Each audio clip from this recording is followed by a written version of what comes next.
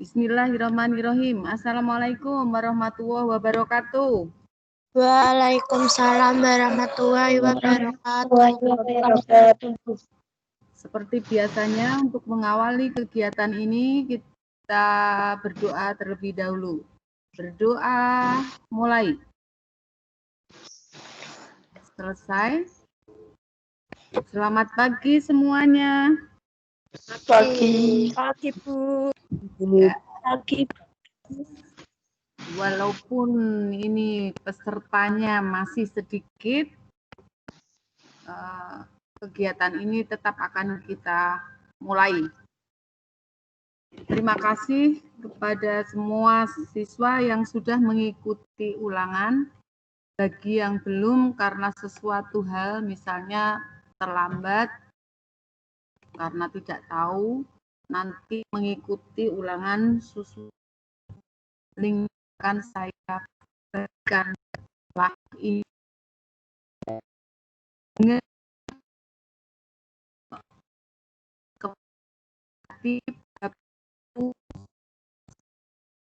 kita lanjut pembahasan buku tulis maupun buku paket disiapkan dulu ya. Bab 2 tentang apa ini? Bukunya sudah dibuka atau belum? Buku paketnya. Bab 2 tentang menelaah makna dan fungsi UUD 1945. Silakan sambil disiapkan dulu buku paket dan buku tulis. Ya, buka halaman 25. Saya siapkan dulu materinya.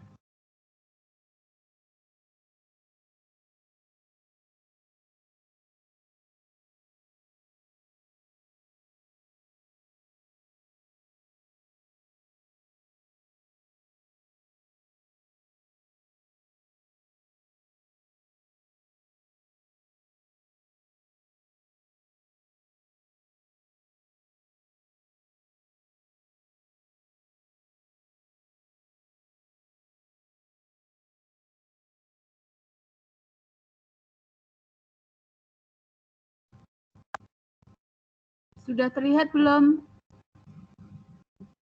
Sudah, Bu. Sudah? Sudah. Ya.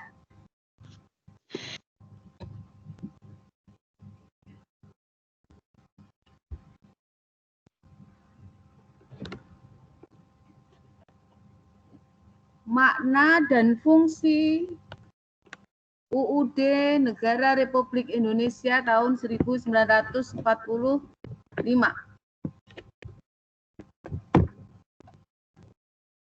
Di bab terdahulu, kita sudah membahas bagaimana pembukaan UUD 1945 dan UUD itu dirumuskan oleh BPUPKI. Sekarang, di bab 2 ini kita akan mempelajari bagaimana kedudukan, kemudian fungsi UUD 1945 itu dalam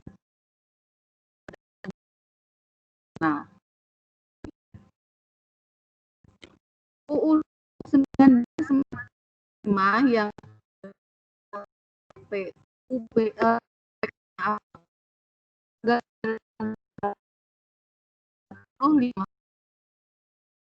ada bagian pertama dan kemudian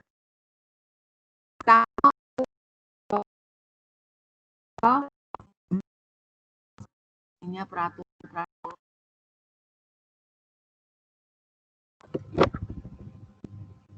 Sambil disimak materi, disimak.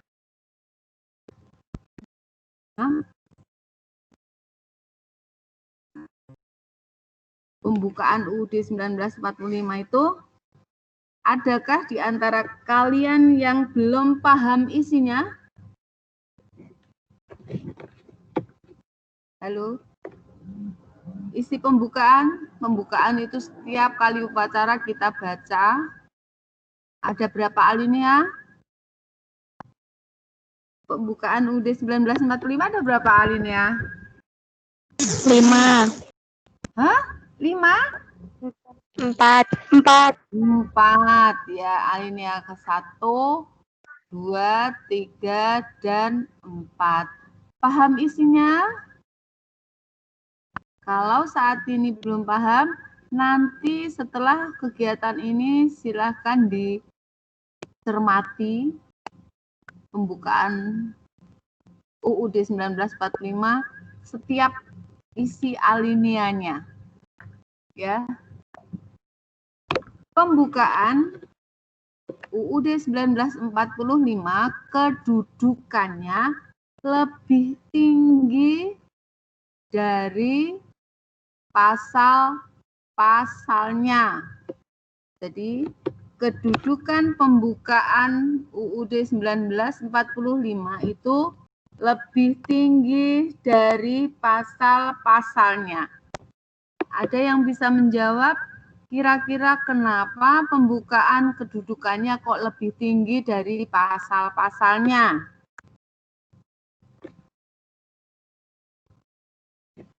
Nines bisa menjawab nggak? Coba. Atau Adinda, atau siapa saja? Kedudukannya lebih tinggi. Kira-kira apa?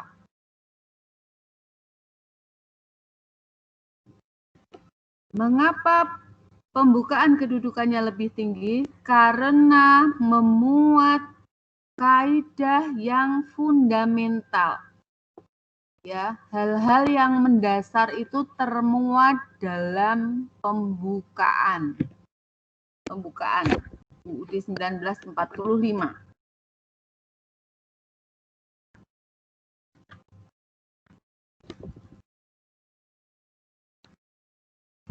Kaidah fundamental yang terdapat dalam pembukaan UUD 1945 itu apa saja? Ya. Pengakuan kemerdekaan. Kemudian memuat cita-cita negara. Memuat dasar negara. Memuat tentang bentuk negara. Ya. Memuat tentang kedaulatan rakyat. Bukunya sudah pernah dibaca atau belum ini? Ya. Kaidah yang fundamental itu terdapat di dalam pembukaan UUD 1945. Pembukaan itu hanya bisa digantikan oleh pembentuk negara.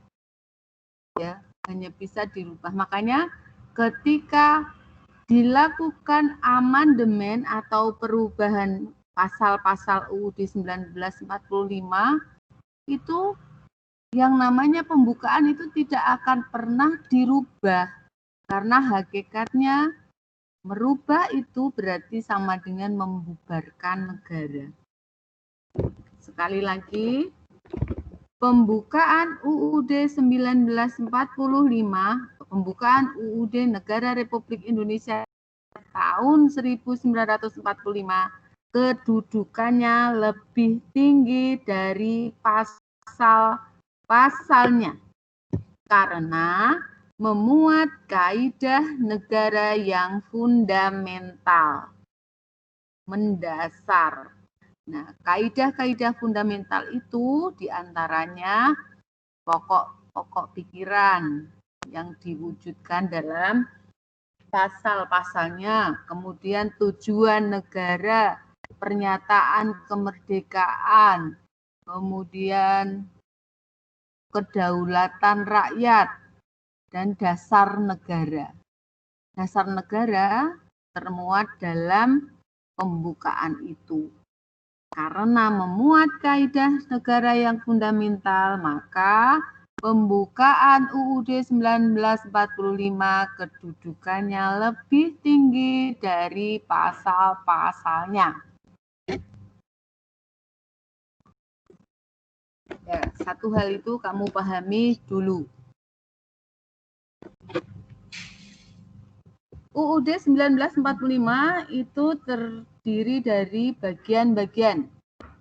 Pada awal ditetapkan terdiri dari pembukaan, batang tubuh, dan penjelasan. Setelah dilakukan perubahan, bagiannya atau sistematikanya menjadi pembukaan dan pasal-pasal atau batang tubuh tanpa penjelasan. Sampai di sini bisa dipahami atau belum? Kok ora ono suara nih? Bisa dipahami atau belum? Halo? Sudah, Bu. Sudah? Sudah. Kalau sudah, coba saya tanya. Bagaimana kedudukan pembukaan UUD 1945? Bagaimana kedudukannya? Coba. Adinda. Adinda. Kedudukan pembukaan bagaimana?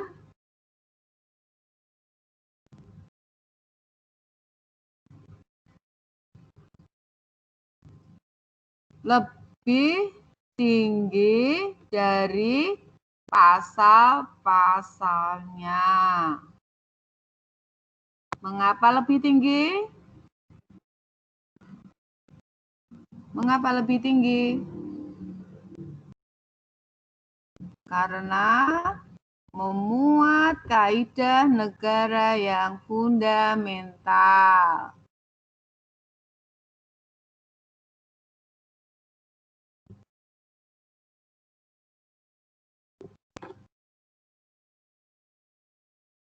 Kok sepi nih? Arbila? Halo, Arbila?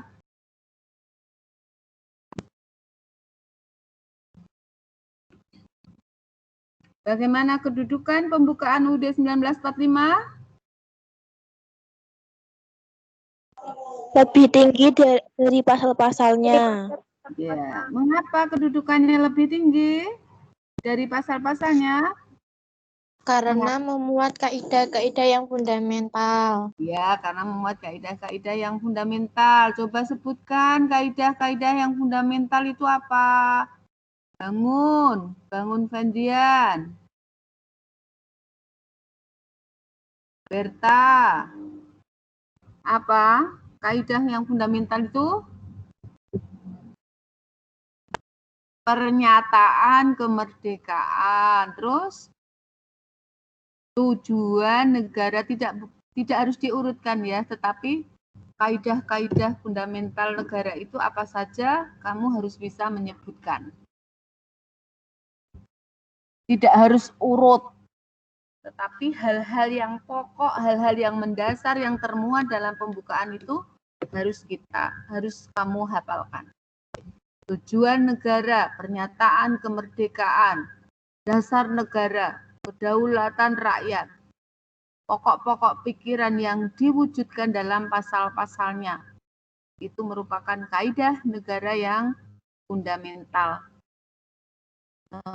Yang membuat pembukaan itu kedudukannya lebih tinggi dari pasal-pasalnya. Ya.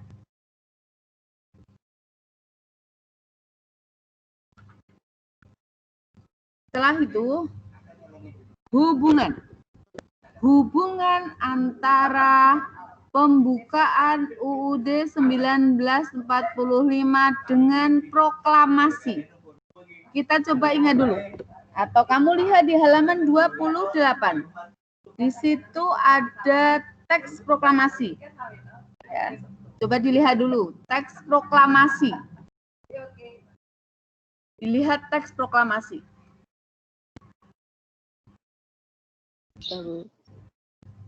Sudah? Sudah dibaca teks proklamasi? Sudah? Halaman 28. Kami bangsa Indonesia dan seterusnya. Coba.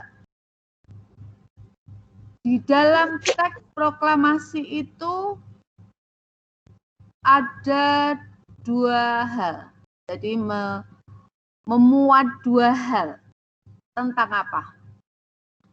Tentang apa? Yang termuat dalam teks proklamasi itu apa? Yang pertama, pernyataan kemerdekaan.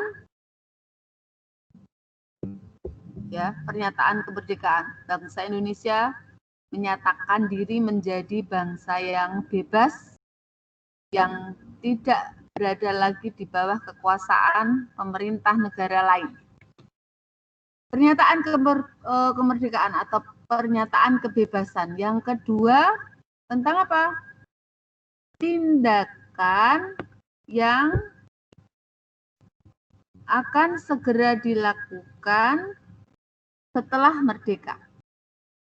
Jadi dua hal yang termuat di dalam teks proklamasi itu, yang pertama adalah pernyataan kemerdekaan, yang kedua tindakan yang akan segera dilakukan setelah merdeka.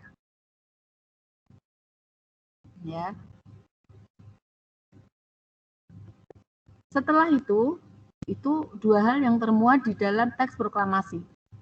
Kita kan akan mencari tahu hubungan antara teks proklamasi dengan pembukaan UUD 1945. Sekarang dilihat teks pembukaan UUD 1945 yang kita tahu terdapat 4 alinea. Ya.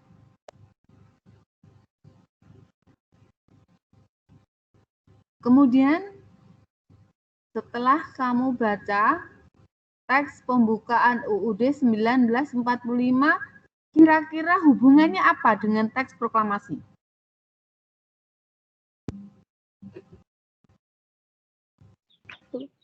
Sambil dilihat, mungkin di ringkasan materi yang sudah Bu Heni tayangkan itu ada di sana.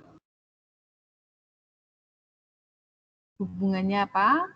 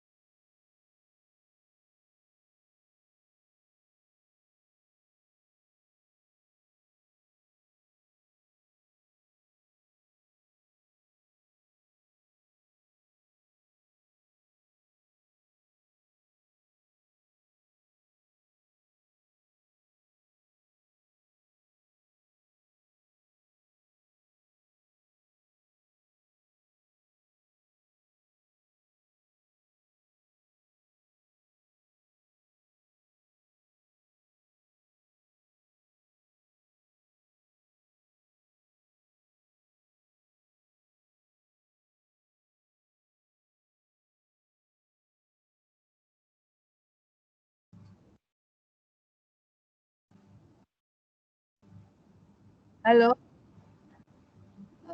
Tayangan materi. Halo. Materinya masih bisa terlihat apa enggak? Masih, Bu. Masih, Bu, masih. Iya, masih. Ada yang mau bertanya?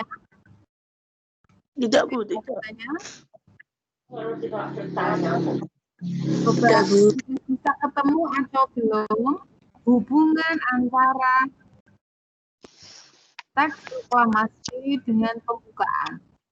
Hubungannya apa?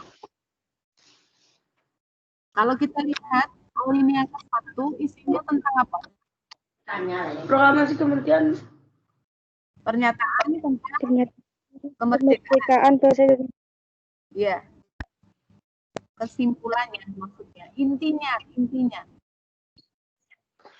Alinea ke-1 itu tentang pernyataan kemerdekaan atau penentangan sikap bangsa Indonesia yang menentang terhadap segala macam bentuk penjajahan di atas dunia. Ya, menentang penjajahan.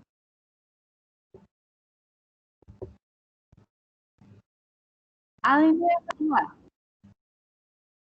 isinya tentang apa?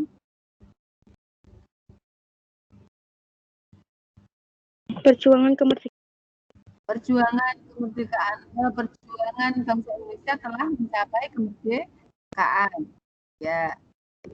Alinea ketiga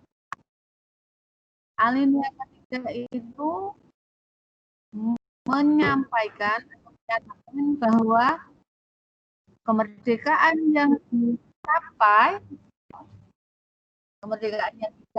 itu selain hasil perjuangan juga merupakan rahmat Allah yang Maha Kuasa. Dan yang keempat itu memuat tujuan negara, memuat bentuk negara, memuat dasar negara. Ya. Jadi kesimpulannya, pembukaan UUD 1945 dan teks proklamasi itu apa?